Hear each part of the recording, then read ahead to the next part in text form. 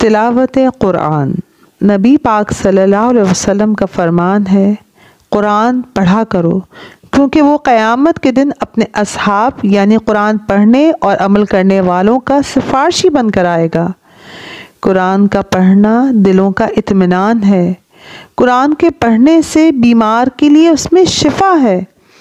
قرآن کا پڑھنا گویا ایسا ہے کہ آپ کے ہر سو ہر طرف برکت ہے۔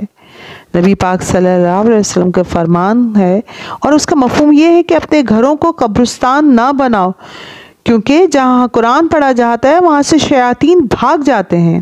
تو آئیے ہم اس سنت پہ عمل کریں کہ قرآن پڑھیں اور اس کو آگے پہنچائیں۔